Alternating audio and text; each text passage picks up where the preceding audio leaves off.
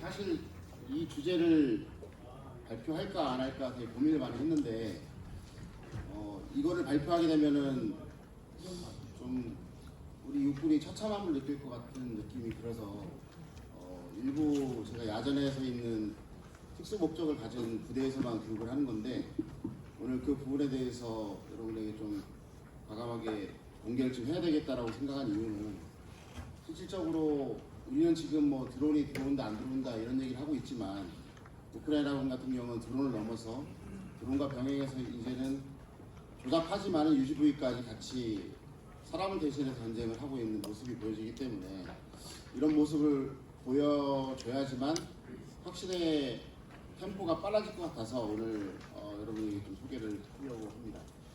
오늘 그 유지부위 중심의 소부대 전투라고 말씀을 드릴 건데 우리가 좀 여기에서 좀 오해를 하고 있는 부분이 좀 많이 있는 것 같습니다. 우크라이나군 같은 경우는 이제 유지부위의 개념을 우리는 어떻게 생각하냐면 상당히 좀 뭐랄까 비싼 것들, 고가의 것들 이런 것들 위주로만 생각을 하고 있는데 내면을 살펴보게 되면은 이제 전술적 수준과 뭐 작전적 수준과 전략적 수준이 드론이 나뉘는 것처럼 여기에도 한 번 쓰고 한 번 쓰고 바로 버리는 이제 소모성이 있는 거고 여러 번 쓰는 내구성이 있습니다. 그래서 그런 부분들에 대한 어떤 뭐랄까 교훈을 많이 얻을 수 있고 여기에는 국가적 차원에서 대량 생산 체계가 갖춰지지 않으면 절대로 이런 드론과 로봇 전투를 할 수가 없다는 부분이 여기 나와 있는데 실질적으로 지금 우리나라에서 진행되고 있는 모습 보게 되면 뭐 드론 로봇 막 열심히 한다고 얘기를 하지만 산업에서는 그걸 뒷받침할 수 있는 생산 체계가 구축되어 있지 않거든요. 그러니까 말씀드리고 싶은 건 뭐냐면 지금의 현상이 군 독자적으로 혼자 가서는 안 되는 상황이고 결국은 이제 민간군이 통합해서 해야 되는 부분인데 과연 그게 국가적 차원에서 지금 그걸 얼마나 신경을 쓰고 있을까라는 것들을 우리가 한번 되짚어봐야 된다는 겁니다. 여러분이 아무리 뭐 대드론 체계, 뭐 드론 체계, 로봇 체계 말을 하더라도 그거를 생산해줄 수 있는 산업 체계가 산업 에코가 형성되지 않으면 우리는 갈 수가 없습니다. 그런 부분들을 여러분들이 이 모습을 보면서 한번 느껴보시길 바라겠습니다.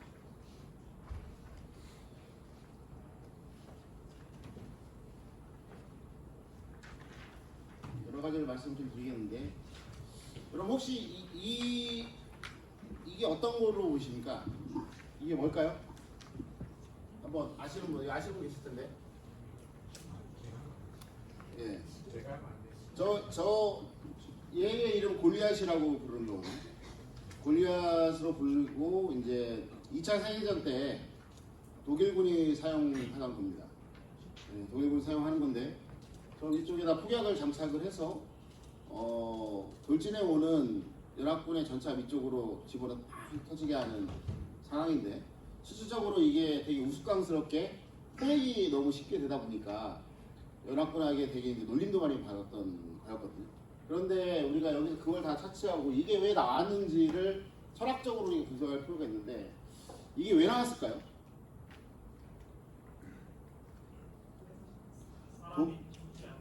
네, 맞습니다. 네, 독일군이 숫자가 전쟁이 지나면 지날수록 급격하게 저하됐기 때문에 사람을 대신해서 싸울 수 있는 그 다음에 사람이 더 죽게 되면 독일 제국을 유지할 수 없기 때문에 나온 하나의 무인체계, 하나의 방편으로 나왔던 겁니다.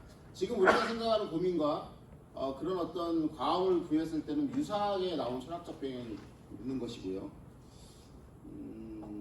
여기를 보시게 되면 좌측은 이제 우크라이나에서 쓰던 어떤 그런 무기체계가 있는데 이게 다 유지부위라고 부르는 겁니다. 24년도에 보게 되면 24년 기준에 이게 우크라이나 전역에서 15,000대 정도가 생산이 됐고요. 2025년도에는 2만 대 정도가 됐고 올해는 어저께 이제 페드로프 장관이 사임을 한 것 같은데 5만 대, 6만 대 정도를 목표로 하고 있습니다. 그러면 여러분들이 이걸 보시기에 이런 것들이 뭐 보시기에 조잡하다고 보일 수 있지만 이런 것들이 연반대로 이렇게 생산될 수 있었던 이유가 뭘까요?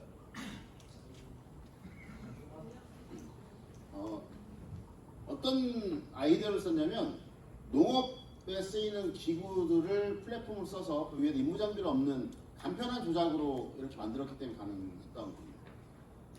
우측에 보시게 되면은 이런 것들이 많은데 우리가 보기에는 뭐 알치카 개념에 비슷한 것들을 이렇게 생산해놓고 대전차 지뢰를 집어넣는 상태에서 바로 밑에 집어넣어서 이제 바로 아까 말한 골리앗처럼 자폭을 하게 하는 그런 형태의 대량 생산이 나옵니다. 그러면 저런 식으로 해서 한번 자폭가 없어질 것이 비쌀 필요가 있을까요? 비쌀 필요가 전혀 없습니다. 그런데 우리나라에서는 제가 어느 업체를 달려봐도 어느 군에 가서 얘기 들어봐도 이런 개념에 대해서 가성비 높은 이런 UGV의 자폭형을 얘기하는 데는 거의 없어요. 그렇기 때문에 문제가 됩니다. 몇 억짜리를 계속 자폭시킬 수는 없지 않습니까? 이게 이제 그 오늘 하나 여로에서 오셨지만 테미스인데 이거의 특징은 뭐냐면 모듈로 되어 있다는 거. 무슨 말이냐면 가운데 있는 기동체를 기본 플랫폼으로 해서 거기 위에 얹는 것들은 작전 목적에 따라 다양하게 얹을 수 있다는 겁니다. 그래서 이게 되게 유명한 어떤 무인체계인데 제가 후반기에 좀 이따 왜 유명한지 설명을 좀 드리겠습니다. 얘는 누구죠? 얘는 MK1이죠. 팬텀 MK1인데 이게 지금 우크라이나의 동부전선에서 2대가 들어가서 최초에는 올해 초에 들어가서 정찰 감시를 했거든요. 그리고 얼마 전에는 수초까지 발사를 했습니다. 그러니까 여러분들이 말하는 뭐 피지컬 AI 말씀하시죠? 피지컬 AI가 뜻이 뭐냐면 핸드폰에서 LLM 하는 게 아니라 실질적으로 움직이는 기동체에 그거를 이식을 해서 낮은 수준이지만 사람과 같이 판단하고 행동하고 대심할 수 있는 것들이 그게 피지컬 AI라고 군사적으로 정의를 하고 있습니다. 실질적으로 이게 지금 나타나고 있는 부분인데 우스갯소리로 우리가 포는 단위를 한문, 두문 하죠. 전차는 한 대, 두 대 이렇게 하지 않습니까? 그럼 얘는 어떻게 한 분, 두 분, 아니면 한 대, 두 대? 한 놈, 두 놈? 어떻게 석삼 뭐 너시 이렇게 해야 되고 뭐 고민이 되는 겁니다. 고민이 되는 상황이고요. 이게 지금 전장에서 이렇게 나오지만은 지금 중국에 가게 되면 모든 공장이 얘네들이 막 왔다 갔다 합니다. 뛰어다니기도 하고 막 2단 협정이도 하고 별거 다 합니다, 얘네들. 근데 이게 이제 전쟁에서는 좀 있으면 나오게 되는 상황이죠. 이런 상황이. 그래서 우리가 생각하기에 이게 몇십 년 후에 될 거라 생각하지만 지금 이미 전장에서 나타나고 지금 활동을 하고 있다는 겁니다. 그게 우리가 좀 유심히 바라봐야 될 상황인데 여러분들 어떻게 느끼실지 모르겠습니다. 그러면 UGV 소부대 전투 사례 분석부터 말씀드리는데 참고로 말씀드리면 여기 나와 있는 아직 안드레이 안 왔죠? 아직 안 왔는 것 같은데 여기 나와 있는 편성표나 이런 것들은 제가 원래 실제 있는 거에서 좀 조작을 한 겁니다. 정확하게 말씀드리면 안 돼서 그걸 참고해서 말씀을 드리고 경향만 어느 정도 이렇게 분석하면 될 것 같아요. 첫 번째는 뭐냐면 이제 그 전투를 들어가기 전에 우크라이나군이 운용하고 있는 여러 가지 무기 체계를 좀 소개를 하고 합니다. 근접 전투용인데 리스와 지미가 있는데 리스는 스라손이라는 뜻이고 지미는 용이라는 뜻입니다. 보시면 알겠지만은 이제 아래쪽에 있는 간편한 트랙이라든가 휠 기동체 위에 자신들이 갖고 있는 편제 장비로 올려놨다는 거예요. 이게 어떤 의미가 있냐면 어떤 무기 체계 위에 어떤 무기 체계를 올릴 때 새로 개발해서 올리게 되면 그거는 끝납니다. 대량 생산 체계가 안 되고 지속성이 없어요. 자기가 쓰고 있는 소총들과 기관총 올려서 활용을 해야 된다는 겁니다. 이해되시죠? 그래서 거기를 이제 중점을 둔 것이고 그 안에다가 간단한 센서들과 통합을 해서 이제 원격으로 조정을 했을 시에 감시하고 그 다음에 타격이 가능하도록 만들어 놓은 겁니다.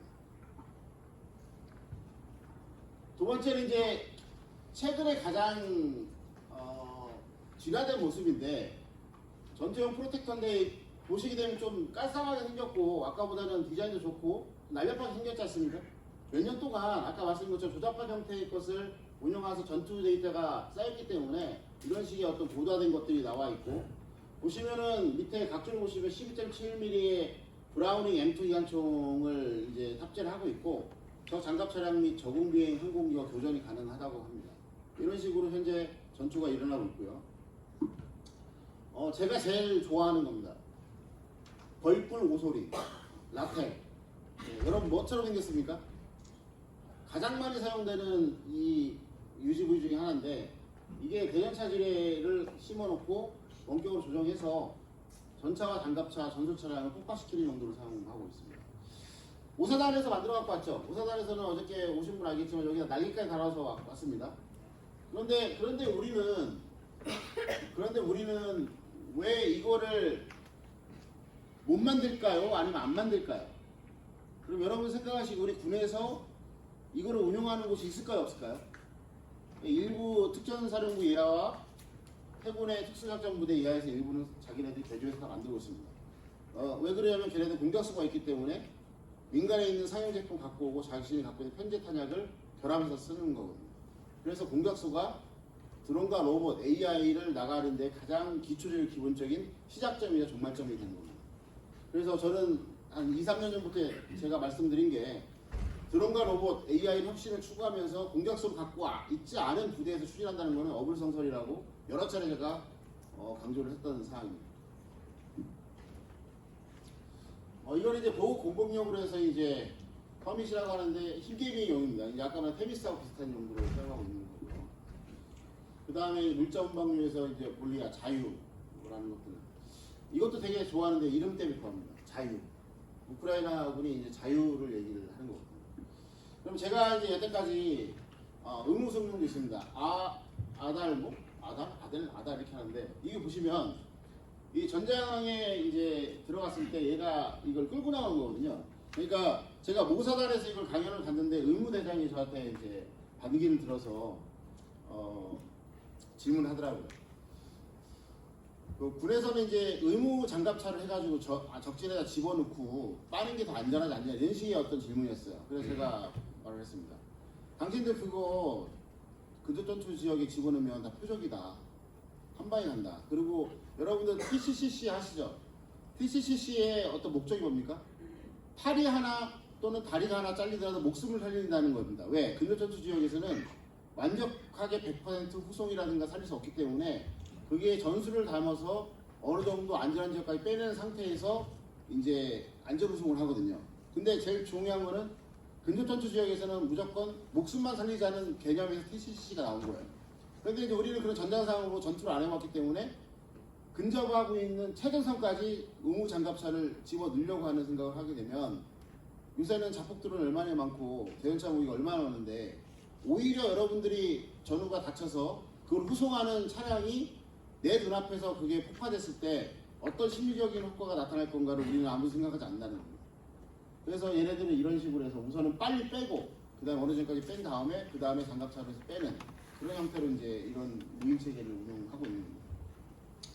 여기서 제가 말씀드리고 싶은 건 뭐냐면 우리가 생각하고 있는 전투수행 6대 기능 기통제, 기동화력, 정보, 방호 그 다음에 지속지원이 다 가능하도록 얘네들은 UGV를 운영하고 있다는 겁니다. 설령 우리가 보기에 정말 조잡하고 우리가 생각하고 있는 뭐 사정 로봇이라든가 진짜 뭐 고가의 어떤 UGV, 트랙형 이런 게 아닐지라도 실질적으로 얘네들이 이제 전 세계에서 강력한 부대 중에 하나인 러시아군 상대로 5년 동안 견디게 하고 선전하게 할 수 있는 하나의 동력이 되고 있다는 것을 우리는 절대 잊어서는 안 된다는 측면에서 여러분에게 말씀을 드립니다. 그러면 첫 번째 그 전투 사례로 여기 보시게 되면 이게 테미스죠. 테미스고 이게 뭐죠? 이게 뭘까요? 대전차 미사일입니다. 얘네들이 매복을 해요. 2022년 말부터. 그래서 우크라이나가 로봇 전투조를 만들어서 매복 전투를 하기 시작합니다. 왜 매복 전투를 하기 시작하느냐? 제가 어저께도 말씀드린 것처럼 러시아군 같은 경우는 제80 공격을 합니다. 대대 단위로 해서 밀어버리고 또 집어넣고 하기 때문에 걔네가 일정한 수준으로 오게 되고 전투 서열이 정해져 있다는 것을 그 약점을 파악해서 얘네들을 매복을 시키는데 매복을 할 때 전투 편성은 이렇게 됩니다. 로봇 전투조가 있고요. 여기는 이제 로봇 전투 1팀과 2팀이 이렇게 포진을 하고 있습니다. 그 다음에 전투를 할 때 드론 팀이 지원이 있어야 되니까 어저께 설명드린 자폭 팀이 들어가 있고요. 그 다음에 포병 화력 유도 팀이 이렇게 되어 있습니다. 무슨 말씀이냐면은 이렇게 편성을 가진 이유는 뭐냐면 드론 같은 경우는 지형과 기상의 영향을 많이 받고요. 그 다음에 로봇 같은 경우는 특히 지형의 어떤 그 장애물에 극복하기가 어렵습니다. 그리고 저 포병화력 유도팀을 별도로 운영하게 된다면 한 단계 건져서 가야 되기 때문에 실시간 화력전이 안 됩니다. 그래서 얘네들은 일시적으로 이렇게 전투조로 만들어서 전투를 실시를 하는데, 여기 무기체를 보시게 되면은 아까 말한 것처럼 대전차 UGV, 그 다음에 FPV 자폭 드론, 포병을 삼각대역으로 해서 전투조가 편성이 돼서 이제 무기체계를 구성을 하고 있고, 보시면은 로봇 전투팀이 어떻게 하냐면 저쪽에서 이제 러시아군의 대대전술단이 오게 되면 이 테미스 기반의 대전차 화기를 장착한 이 무기체계는 앞쪽에서 좌우측에 매복을 합니다. 이유가 뭘까요? 이 이유를 아시는 거죠. 왜 저 중심으로 더 들어가지 않고 왜 아군에게 가까운 지역에, 은원패 지역에 배치를 할까요? 왜냐면 속도가 그렇게 빠르지 않기 때문에 한 번이라도 더 사용하기 위해서 철수를 시키는데 용이하지 않습니까? 그래서 아군 쪽에 가까이 있는 곳에 시켜놓고 거기에 있을 때 한 번만 사격하는 게 아니라 기동용으로 개척해놓고 진지를 판 상태에서 계속해서 여러분들 배우는 찌비가소대처럼 진지 변환을 하면서 사격할 수 있도록 그 전투 준비를 해놓습니다. 해놓고 적이 어느 정도 매복 지역에 살상 지역에 들어오게 되면 우선 저 뒤에는 FPV 자폭 드론으로 정밀 타격을 하고요. 앞쪽에서는 이 테미스가 진지 변환을 하면서 계속 선두를 때립니다. 그럼 어떻게 되겠죠? 이 본대가 중간에서 멈춰버리겠죠. 일시적으로. 그러면 그때 포병 화력으로 보라지를 형성해서 다 본대를 경멸하는 형태로 해서 이제 전투를 수행하는 게 매복 전투를 합니다. 그리고 그 다음에는 이제 밑에 보시는 것처럼 어무를 받아가면서 테미스가 철수를 하는데요. 이게 2022년 말부터 23년까지 러시아의 대대 전술단을 너무 많이 괴롭혀가지고 러시아군에서 현상금을 얘한테 붙였습니다. 아마 무인체계에 현상금을 붙인 게 아마 첫 번째 사례일 것 같습니다. 그래서 러시아 업스 캐시 리워드라고 해놨잖아요. 그러니까 안 잡히니까 계속해서 안 잡히니까 현상금을 높였다는 얘기인데 이게 22,000달러까지 올라갔습니다. 저거를 고스란히 잡아오면 22,000달러로 주는 거예요. 근데 여러분들이 이 22,000달러가 얼마나 큰 돈인지를 상상이 안 가실 것 같은데 그냥 우리나라처럼 민주주의 국가에서 22,000달러 얼마 안 되는 것 같죠? 공산주의 국가나 권위주의 국가에서 22,000달러면 엄청나게 많은 돈입니다. 예를 들어서 우크라이나하고 러시아 전쟁하고 접경 지역에서 쓸만한 어떤 촉보를 딱 러시아 휴민트한테 제공하면 얼마를 받을까요? 8달러 줍니다. 네. 근데 그것도 엄청난 돈이에요. 근데 22,000달러라고 하게 되면 이 돈은 엄청나게 큰 돈이라는 거죠. 그 정도로 얘네가 지금 현재 이 테미스가 머리를 골치 아프게 만들었던 거였고 실질적으로 동부전선에서 23년도에 그 열악한 상황에서 우크라이나군이 견딜 수 있는 주요 역할을 하게 됩니다. 그리고 여러분들 잘 아시겠지만은 중동전쟁사를 보게 되면 찌비카 소대가 4대로서 시리아 1개 대대를 막잖아요. 그 요체가 뭐였습니까? 저쪽에서 시리아 전차대가 오는데 이쪽에서는 하나의 엉덩이가 있고 두 대가 계속해서 교대가면서 쏘고 하니까 시리아 군의 대장 입장에서는 저게 몇 대가 있는 거야 모르는 거죠. 그래서 걔네가 이제 진입을 했던 전투세례가 있는데 똑같은 것들을 그대로 여기서 구현을 한 겁니다. 무인체계로. 그렇기 때문에 이 매복 전투가 상당히 임팩트가 있었고 지금은 좀 이제 사그라들었죠. 왜? 그때처럼 기동전을 안 하고 지금은 진지전을 하기 때문에 이런 효용성이 별로 없어집니다. 그러나 이 테미스가 전 세계 군사학자들한테 남겼던 인상은 참으로 깊고 정말 특히 우리 군 같은 경우에는 산학점이 많기 때문에 우리에게 주는 함의는 상당히 많다는 것을 저희가 느낄 수가 있습니다. 여러분 이 테미스와 우리나라 기업이 협력하고 있는 거 아시나요? 하나 에어로스페이스 빼시고 어느 회사하고 할까요? 하나 에어로스페이스 분들을 데려가지 마시고 어디랑 할까요? 예, 현대로템하고 안 하고요. 하나 에어로스페이스하고 지금 협업을 하고 있습니다. 예, 그래서 저는 이제 연구자 입장에서는 하나에서 뭐랄까 이 테미스의 어떤 전술적 가치를 알아보셨다는 것에 대해서 참으로 감탄을 했고요. 앞으로 더 좋은 것들을 개발해서 여러분에게 제공할 거라고 생각하고, 특히 여기 30 기계화 보병 여단에 보셨지 않습니까? 기계화 부대에서 여러분들이 앞으로 이제 주로 사용해야 될 미래의 모습을 제가 약간 여기 보여드렸다 이렇게 생각하시면 될 것 같습니다. 다음은 이제 그 히트앤드런인데 게릴라들이 사용하는 것들을 이제 무인 체계로만 사용했던 겁니다. 제가 여기 질문을 하겠습니다. 여기 5명이 있잖아요. 5명. 옷을 입고 있습니다. 군인 같습니까? 민간인 같습니까? 뭐 같습니까? 군복 입고 있는데? 수염 있습니다. 민간인은. 예. 거기 가면 안드레이, 뭐 페드로프 다 시험 있어요. 다 걔네들은. 예. 이게 다 사람들이 보게 되면 이 사람들은 여기는 군인도 있고요. 저처럼 IT 분야에서 근무하는 교수도 있고요. 민간인도 다 있어요. 예비군도 있고 다 있어요. 이게. 동원 동지단에 오셨습니까 오늘? 네, 오셨죠? 얘네 로봇 부대 다 예비군이에요. 현역 안 시켜요. 왜 로봇을 시킬까요? 이 사람들은 제가 어저께 100만 명이 전개됐다고 말씀드렸잖아요. 전선에 싸움이 바빠 죽겠는데 걔네 빼가지고 로봇 교육 어떻게 시켜요? 그 다음에 한 달 단위로 기술이 혁신되는데 그 사람들한테 무슨 교육 시키겠어요? 그래서 뒤에서 국가 총리처 차원에서 예비군들을 교육시켜서 전방을 보냅니다. 그게 걔네의 요체예요. 근데 우리는 지금 현역 위주로 막 교육시키려고 하고 있지 않습니까? 그리고 근데 문제점은 뭐냐면 제가 물어봤어요. 드론 FPV 자폭 드론을 잘 운용하는 아이들을 한 명 키우는데 얼마 정도 걸려요? 라고 하니까 저 딱 1년 6개월 걸린다고 합니다. 1년 6개월 걸리고요. 그 다음에 이 로봇 이거는 얼마 걸려요? 물어봤어요. 얼마 걸릴까요? 박병환 중령님 얼마 정도 걸렸습니까? 2년 정도.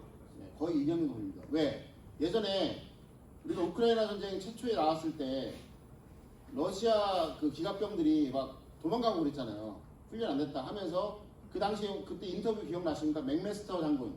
그러니까 트럼프 대통령하고 이제 그 뭐랄까 마찰이 있어갖고 나가신 안보부장관 있지 않습니까? 그분이 예전에 그 탈아파르 이라크 전쟁에서 미국에 있는 3기갑 연대를 집어넣어서 탈아파르를 단시간 내에 이렇게 안정화시켰던 되게 기념비적인 분인데 그분이 인터뷰를 했죠. 기갑미 기계화 부대의 승무원을 한 명 키우기 위해서 얼마 정도 걸린다? 최소 1년 6개월이 걸린다라고 얘기합니다. 마찬가지로 무인 체계도 마찬가지입니다. 그러면은 산술적으로 말하게 되면 우리나라 병사들이 복무기간이 1년 6개월이지 않습니까? 그러면 드론과 로봇 가르칠 수 있습니까? 없습니까? 네, 가르치면 나가요. 네. 그렇기 때문에 우리와 같은 상황에서는 더욱더 예비군의 중요성이 나타나고 있는 겁니다. 이거 그림 좀 이따 보시죠. 똑같은 애들 좀 뒤에 나옵니다. 그 여기 있는 로봇 중대는 아까 설명 안 드렸지만 이 로봇 중대는 13국토 방위여단의 하르피아라고 하는 13국토 방위여단 로봇 중대입니다. 이게 예비군이에요. 예비군이에요. 다 얘네들 거의. 그리고 전투 1소대, 2소대, 3소대가 있고 첫 번째 직사하위 쏘는 아까 로봇 말씀드렸죠. 두 번째 2소대는 자폭형, 나탈 같은 것들. 3소대는 지뢰 매설형이 있고요. 그 다음에 정찰력 지원소대 이렇게 연결이 되어 있습니다. 하나가 중대로 편성이 되어 있고 이 중대는요 UGV와 드론으로 감시를 하고 그 다음에 C2를 하고 있는데 무슨 말씀이냐면 다 후방 지역의 일정 지역에서 리치백 개념으로 모여서 거기서 다 지휘 통제를 하고 조정을 다 합니다. 그리고 UGV와 편지하기를 묶어서 슈터를 사용하고 있고 그럼 이 친구들이 어떻게 하게 되냐면 정찰 화력 지원소대에 드론이 있기 때문에 러시아 전술단이 접근할 경고를 하고 포병 화력으로 원거리 전투로 해서 최대한 적의 전투력을 저하시킵니다. 그 다음에 삼수 같은 경우는 오는 방향에 경고가 됐기 때문에 미리 매살하는 게 아니고요. 그쪽에 임시로 있다가 들어가서 바로 땅 위에다가 그냥 드론을 갖다 올려놔요. 이 영상 많이 보셨죠?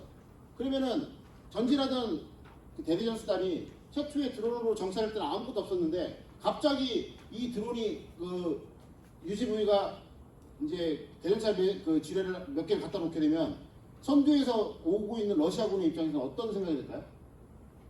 저게 뭐지? 라고 생각하지 않겠습니까? 그러면 어떻게 됩니까?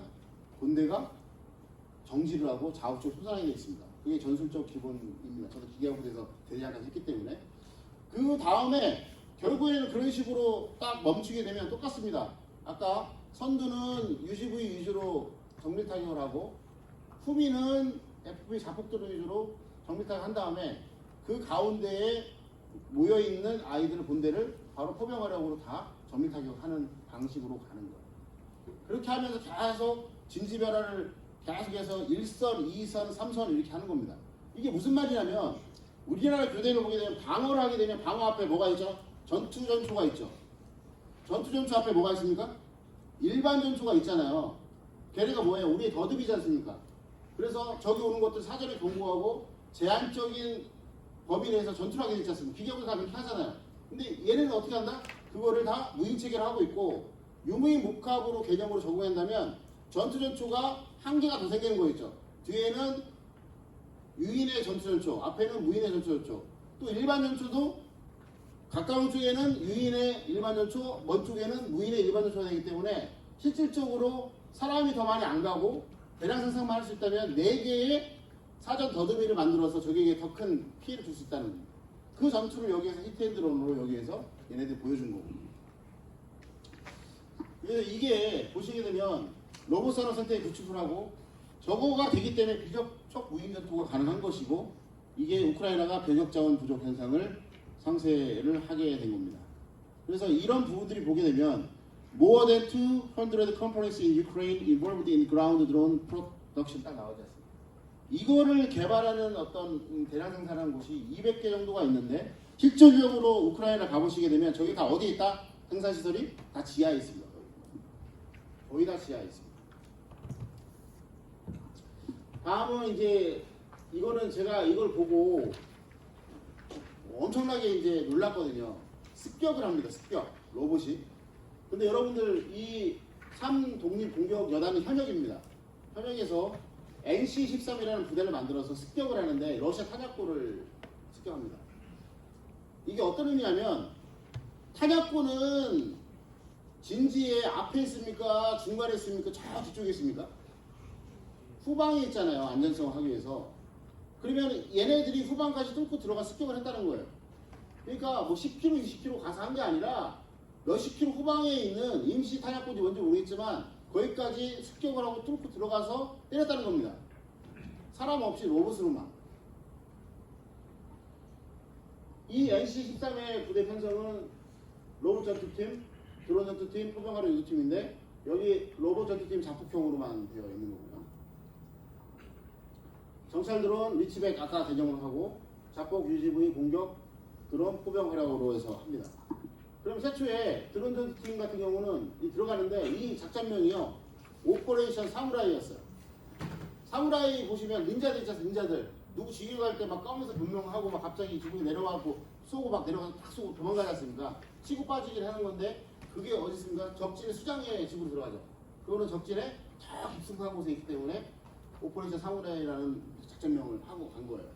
그래서 드론 전투팀하고 정찰 드론으로 탄약 경계 상황 확인 후에 적참으로 폭탄 투하 드론도 하고 아토 자폭도로 전밀 타격하고 그 다음에 그 사이에 전투 로봇팀이 들어가는 겁니다. 들어가고 탄약고 접근한 다음에 포병을 유도하고 진지시설 포병을 유도하면서 접근의 어떤 를 기만하고 안 보이게 하는 거죠.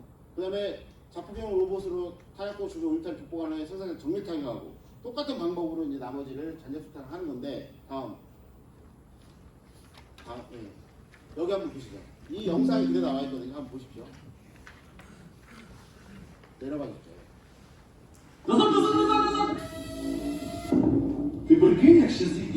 실제로 지금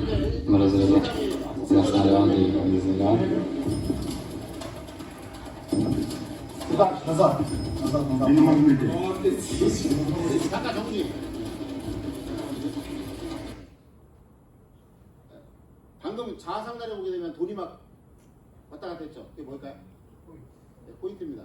쟤네는 적이라든가 사람을 죽이게 되면 포인트를 줘가지고 그 사람들한테 나중에 이제 우리처럼 마켓이 있거든요. 드론이나 로봇 살 수 있는 포인트를 적립하는 겁니다. 그래서 게임 갖다 하는 거거든요. 네. 여러분은 포인트를 적립할 준비가 되어 있습니까? 네. 계속 틀어주세요.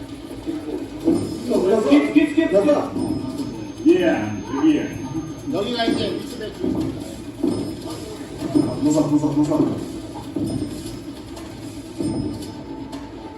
계속해서 포병하고 드론으로 때리는 겁니다.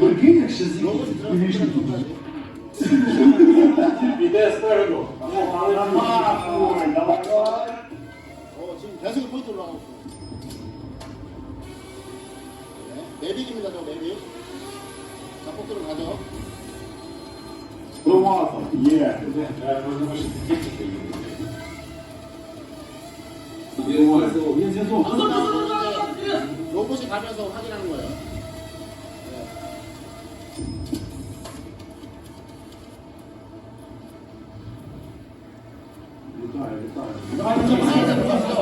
로봇이 계속 저기 탄약과 복발할 때까지 소정하고 작곡들을 계속 지원해주는 겁니다. 지금 뚫고 들어갑니다. 얘네 작곡형입니다. 가지고. 네. 갔다가 지금 보고 있는 거야. 박아버리는 겁니다. 터집니다. 이제. 네, 꺼주시죠. 여러분 제가 지금 이 영상을 보여드렸는데 이 영상이 공상과학 영화입니까? 지금 현재 일어나고 있는 겁니까? 네, 현재 일어나고 있는 겁니다. 현재 지금 사용하고 있는 전투 수행 방법을 한 겁니다. 어저께 이창인 전법센터장님이 이게 2040년 거라고 발표했잖아요. 제 눈에 보이기에는 그거는 오늘의 얘기 것처럼 보였거든요. 왜냐면 저는 이걸 알고 있었기 때문에. 여기 뭐 연구자분도 많으셨지만 이 정도는 돼야지 전투한다고 하지 않겠습니까? 로봇 전투? 이 정도 돼야 됩니다. 이 정도는. 네. 하고 있는 거니까. 그래서 우리가 좀 더 깊게 좀 통찰할 필요가 있다. 그 말씀 드리고 싶고.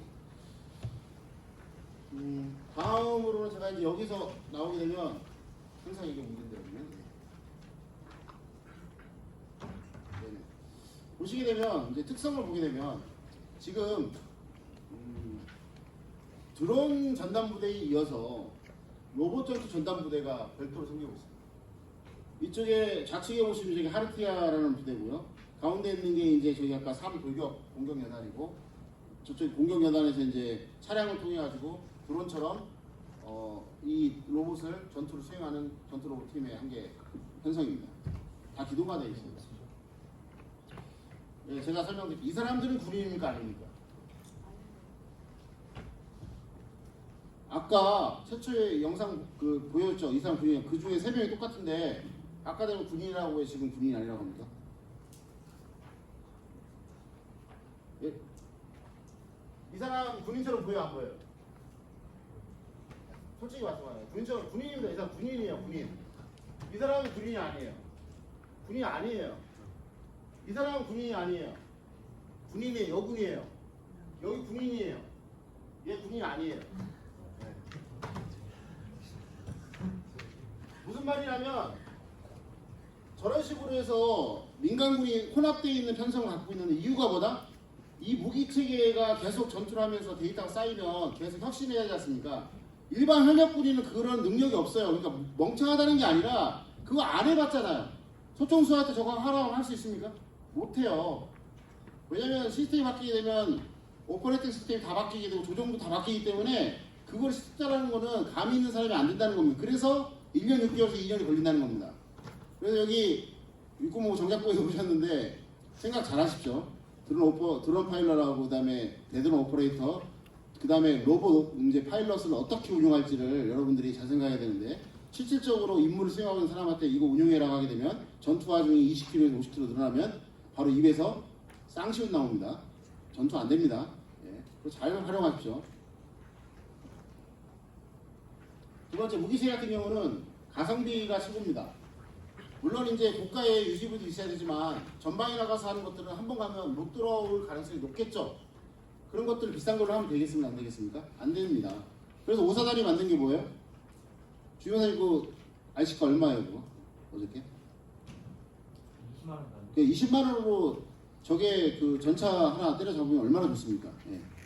그 정도까지는 있어야 된다는 거니까 고가 유지비가 필요 없다는 얘기 아니라 그것도 필요하지만 그보다 더 전방에 나가는 것들은 더 싼 것들 위주로 해서 공격을 해야 된다는 말씀을 드리는 거고요. 그렇게 하기 위해서는 민에서 대량 생산 체계가 반드시 구축돼야 된다. 그 다음에 모듈형 공동 플랫폼 위에 전투세 6대 기능을 다 달 수 있는 것들이 나오고 있고 리치백 다시 한번 말씀드립니다.